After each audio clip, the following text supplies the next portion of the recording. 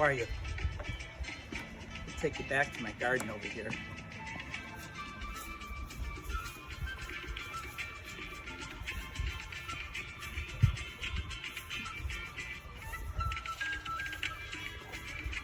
This is my garden. Doing very well this wonderful summer. And the question you all have is, why is Deacon Julio dressed up like a South American, and what does this garden have to do with anything? So we are going to talk about the gospel for this weekend and share what it means to me. Come on this way.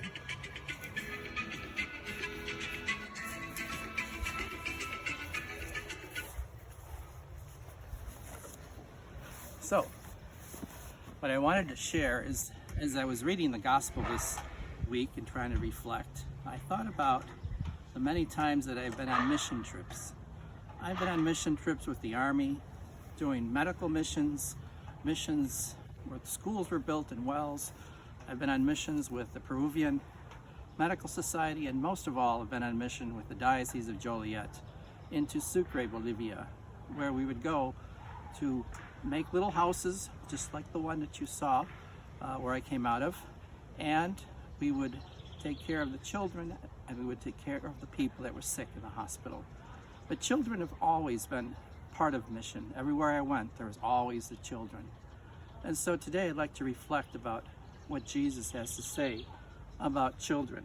So if we read the gospel from this Sunday, there's a part at the very end that I love. It says, "If anyone gives so much as a cup of cold water to one of these little ones, because he is a disciple, then in truth I tell you, he will most certainly not go without his reward."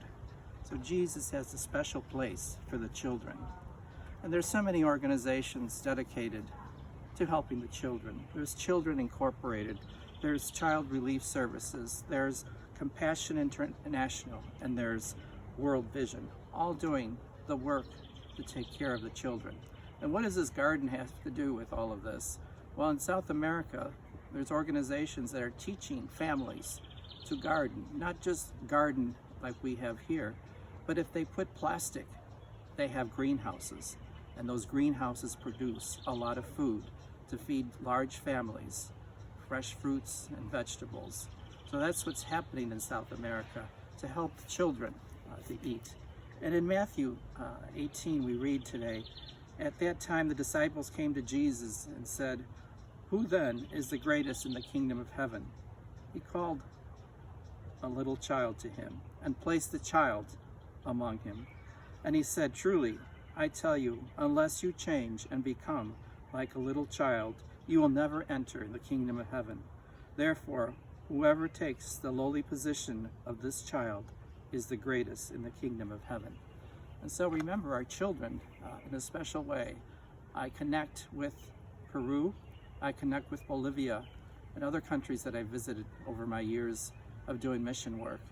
And wearing this and this hat that was given to me brings me closer to the people of South America that I dearly love, and all those children.